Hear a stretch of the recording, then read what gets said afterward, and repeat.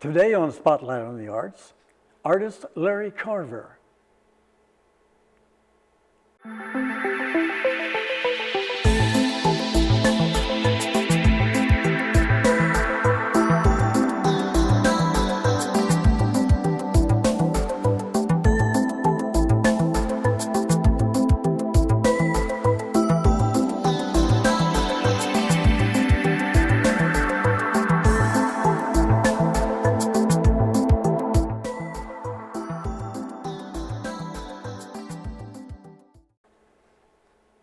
Welcome to JCTV Spotlight on the Arts, coming to you from the capital city of Missouri. That's Jefferson City, Missouri.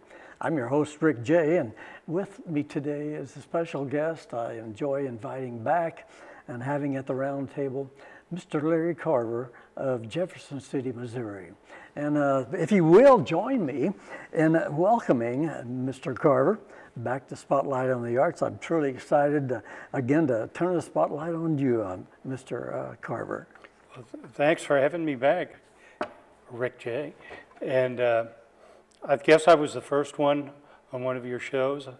Yes, one of the first. At the library show, and yes, that was a lot of fun, so I'm glad to be back. Excellent. Yes, that was a great show. We filmed at the library here in Jefferson City, the Missouri Regional Library, and we have a lot of views from that. So we're going to bring you up to date a little bit today.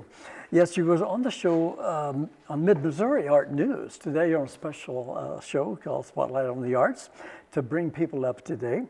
That was March 7th of 2018, the last time you was with us, but we did film there at the library about a year and a half ago, so welcome back. You know, so much has happened from what I've learned from you these past 20 months, so I'm going to ask you to first bring us up to date on your interesting life. If anything is majors happen, grandchildren, what have you. Well, I believe I'll just turn it over to you and let you share with our viewers those highlights of your life and all the aspects you'd like to share in the past 20 months. Then after that, we'll get into more of the art world. Okay. Well, since the library show, that gave me a lot of publicity for my painting. A lot of my friends and people turned other people on to that. That was on YouTube and watched it, and which was really good, you know, for my art career. And I turned other people onto it in my emails to them, and so they could see what I'm doing. Usually after every painting I do, I send it to a wide variety of friends of mine. I just email them and get their responses to what I have done lately, so I could see what other avenues I could go into, stuff like that, and it kind of helps me generate the ideas for a new painting and stuff. A lot of the times in the past, I've done a lot of nature. I spent a lot of time outside, and I've done a lot of nature paintings, mostly birds and wildlife of Missouri. Yes. And I venture out and get into some exotic animals, but that's what I was painting in the past. Yes, and you can review the last shows with Mr. Carver or Larry and see some of those. The giraffe, I believe. Oh, yeah. I can't forget that. Lottie Dottie. Lottie Dottie the giraffe. So you have to go back to an earlier show and see some things. So, because today, after the break, we're going to show you what he's been up to those last 20 months, and you'll be surprised. He's changed a little bit in his, shall we say, his, not technique exactly, but stay tuned for that.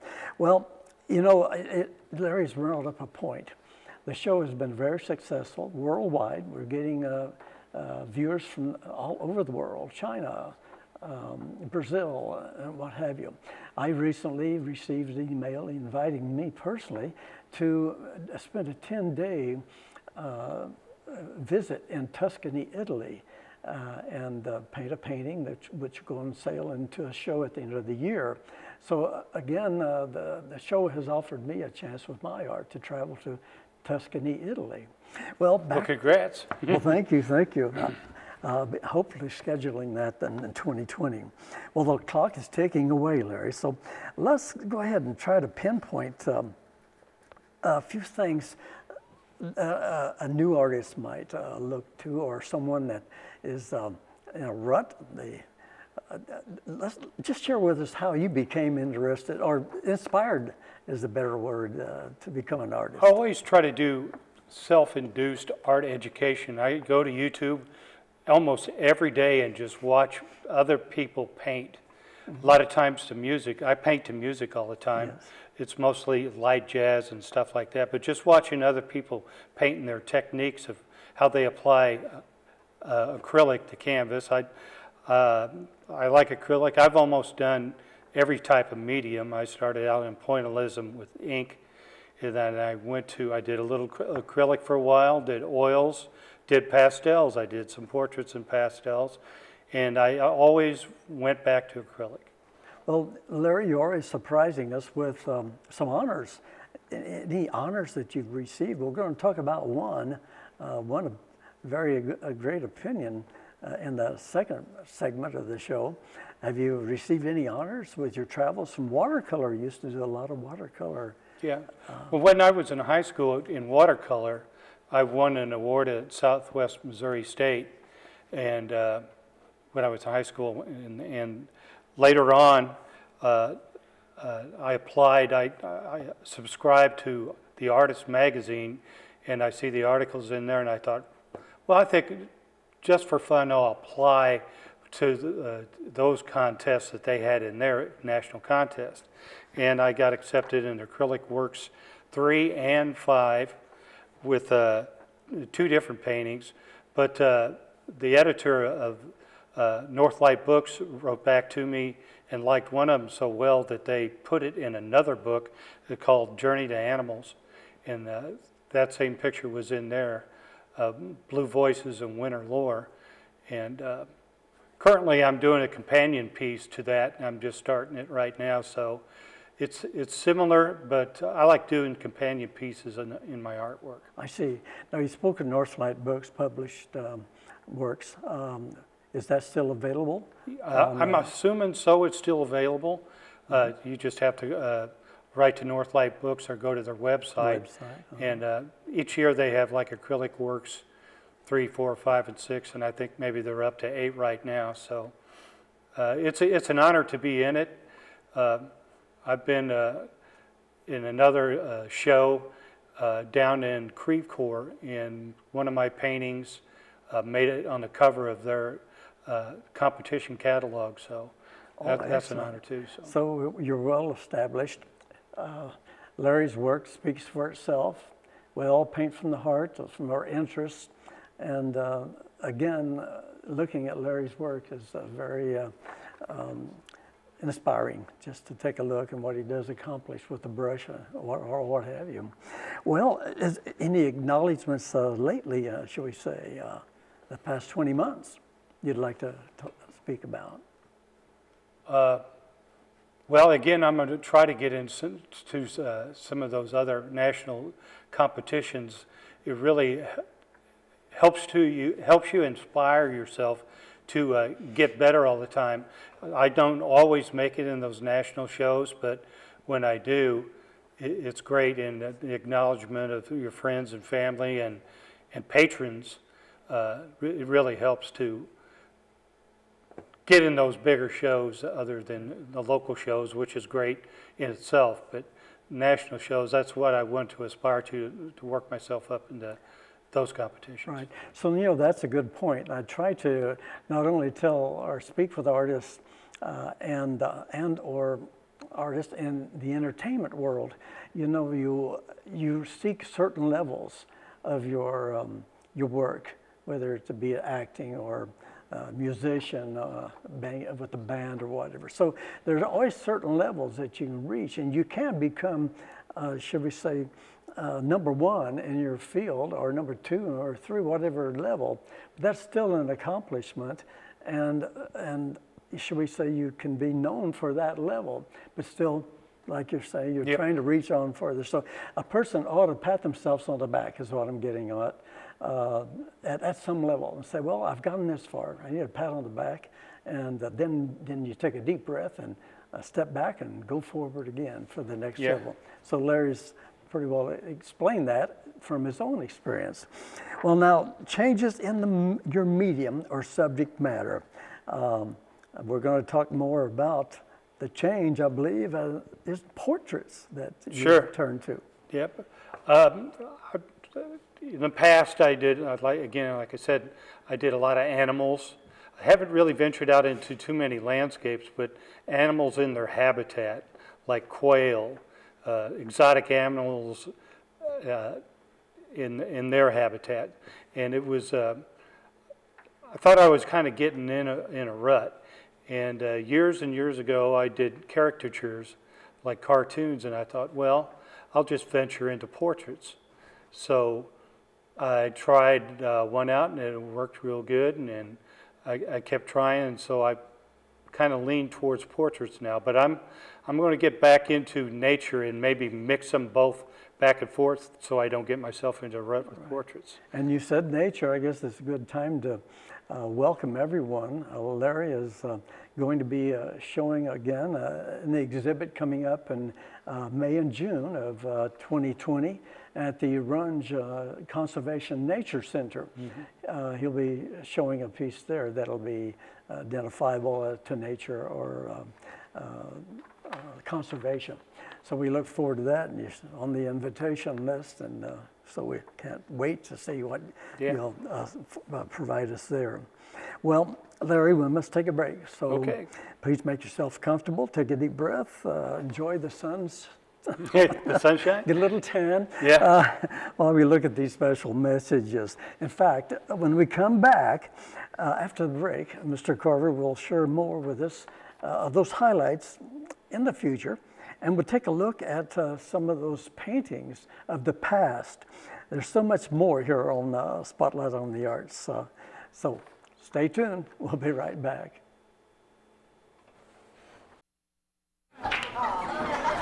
So dude, I did the most shocking thing today. It was just something I never thought I'd do. Did your parents find out? My mom cried. What'd you do?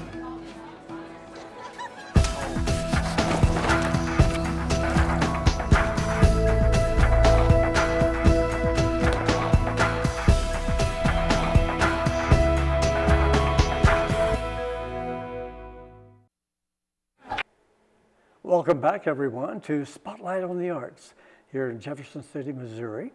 I continue with my special guest, artist Larry Carver from the city of Jefferson City, Missouri. Well, Larry, before the break, you shared a lot of past information. So let's continue along those lines of thought and expression, but looking into the future 2020. And by leading into some questions, I'd like to ask you how it came about you again leaned towards doing portraits. I kind of look at portraits as a landscape. I always wanted to get back into landscapes, and I found that the portraits that I've done, a lot of people would think faces are really hard to do, but people got two eyes and nose and mouth and lips, and they're pretty much generally in the same spot all the time. So that, to me, that seemed fairly easy. You just got to get the likeness down right. Yes. What people would hate the most if you painted their portrait and it didn't look like them at all. So you have to really work on your drawing and get the eyes just right and get that little highlight in your eye right, or the guy who looked cross-eyed or the woman who looked cross-eyed. Right. You got to make sure you get that highlight in the eyes right. Well, I have to share with you, my first try at a portrait was for a gentleman and his girlfriend, and I completed it. I thought it looked pretty good. I gave it to him. He reviewed it. He came back to me. He said, you know, Rick, he says, I hate to tell you this, but, you know, I look like Michael Jackson, and my lady friend looks like Sally Jesse Raphael. Oh, yeah? So I don't think you captured us. Well, so I lost that commission. Yeah. So, but I can understand. It doesn't take much to throw it off. Yeah. Well, what medium are you using in the completion of these portraits? I'm still using acrylics, but over time I've learned to use a lot of glazing. You'd be surprised how many different layers of color there on people's face, like greens and dark browns. and blues, like in the shadows. You got to make sure you get the shadows right so you get the contour of the face. Older people are a lot, for me, is a lot easier to do than babies, because babies got a smooth contour on their face, and it's really easier to get distorted face because there's no shadows in the crevices of people's young kids' face. So older people are a lot easier to do. But you got it, and hair is a little tough. But if you get the right brushes, you can do the hair right and be wispy with it. Just don't try to press down too hard and get the hair just right and make it look like something plastic on their head. Be light to your touch and be wispy with the hairs, because there's a lot of different colors in hair too. Little hair and some air. Yep. I understand. I took a course, I can't recall it, but I think it seemed like it was Windsor or someone, a well-known portrait artist in the 40s and 50s. And I discovered there was 28 values into a Caucasian face. Oh yeah? So that goes along with what you're saying. There's a lot of different blues and greens and pinks and reds and oranges. And reds, yes. Yep. And the more you can capture, the more you can glaze, should we say, the more it becomes real. So I understand that one fully. Well, now discuss the level of difficulty in learning or attempting to complete a portrait. Now, you had done caricatures, so that's a basic. I used to do those and enjoyed them so much, but that really sets up the structure of the face, at least. Right. But then getting the level of difficulty, what did you find when you finally turned? With the level of difficulty that I got is when people, usually a person doesn't have enough time to sit down with you, because it takes me a while to paint a portrait, not real long, but I try to get a real good photograph, but I look at it on the computer, and when I draw it, I look at the original, and then I lighten it up, because a lot of the times in a photograph you don't get, crevices down in there. You could see the lines in a shadow. So I go real dark, regular, and light, so I can get the sketch right, and that helps a lot. And then I have my laptop there, and I bring up all three of those paintings at the same time and find a happy medium to do a portrait that way. I see, yes. And the glazing, the layering of the values is what really shapes and forms and sculpts, shall we say, any part of the face or any object for that matter. If you think about at least three values shown within that tree trunk or whatever, you're going to pick up on a lot more realism. Well, now, commission work.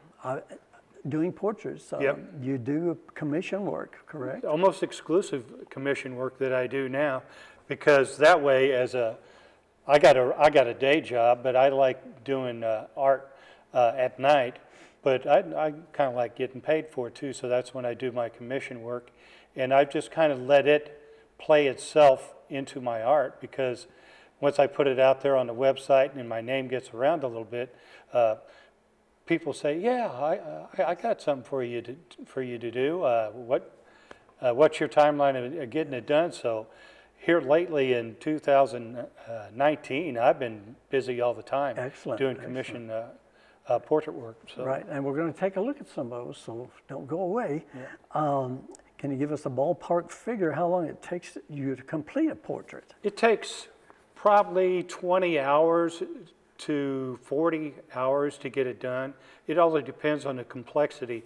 And I charge usually by the size of it, because if you do a portrait, most of the portraits I like to do is just the face from like the shoulders up like that, and get it on like a 14 by 14. My next size would be like a 16 by 18. But if you start getting the whole body, then the picture would get really big, and you're worried more about the background and body positioning than you are about the portrait, the face. So your goal for 2020 is to do more portraits. More portraits, and some landscapes. Landscapes and some more animals, because I don't want to get away from that. We'll definitely be looking for your piece in the 2020 Call for Nature's Art there at the Run Center. Well, that's great. Now, you spoke of way to contact you. What is the best way to contact you Okay, well, I'm here. still kind of old school. You can contact me by my wife's Facebook, Carver Pal, Cindy Carver, Cindy Pal Carver. And Pal Carver. I think there's only one on Facebook that way, and you could see some of the paintings that I had on there. I did some little videos. I've been doing some little video work and putting it all to music and just scanning the picture, and they usually last about a minute and 30 seconds, and I think I've done about 12 of them, and you can find them all on Cindy's Facebook page. Okay, So. excellent. We'll put that on the timeline so you can Yeah. pick up on the address. Well, now the fun begins. Larry, we have all these paintings to take a look at. Would you please describe some of them to Okay. us? What I usually do with each one of my paintings, I write a caption for it because it's a helpful selling tool, and it inspires, because usually when I send them out to friends, my picture, the caption goes with it. So first picture that I have here is called Avian Gothic, and this is my interpretation of Grant Wood's American Gothic, but using two barn owls as subjects. I used a single wheat stem as a stand-in for the pitchfork. It was great fun. And my second picture is called Back in the Day. A cheery Federal-style clapboard home sits alongside a gravel road. It predates current time. A giant oak tree shades the house like air conditioning. The clothesline precludes the dryer as the bony antenna precedes cable television and email, the mailboxes. The piece is respectful to the point in time as the future is to our present. This is a characteristic style, the house I grew up in at an early age. What most viewers comment to me about this are the calming shadows along the side of the White House. Greens are hard to convey depth for any artist. With shadows, sunlight, and contrasting background, I feel that this home is embraced the frame by the shade. Both warm and cool lights are depicted. Very good. Well, I want to share with the viewers also. We had a lady on the program, and most of you have heard of her, by the name of Ivy Case. She's up with the Aura Studio, or gallery, in the city of Columbia. And she wrote a nice commentary, and I'd like to share that with you. She said, "Hi, Larry. Here's what I said of the one read first Friday about your beautiful painting. Our first prize entry makes shelter and home two words with the same meaning. If we don't live in a home like the one so skillfully rendered here, we wish on some level that we did. The beautiful hues and superbly painted shadows, the homey details of the antennae and gingerbread, the hint of curtains in the windows, all of us to a tranquil, peaceful place like a favorite memory, or the best of a long, breezy green season that is offered. But here we have the comfort of order, clothes on the line, mailboxes, so many goofy children lined up for the school bus, attended yard, you might say. The picture is also wonderfully airy and free and full of light. The stunning entry, Back in the Day, is so well done. It is such a joy to behold its first prize-winning notoriety for Larry Carver.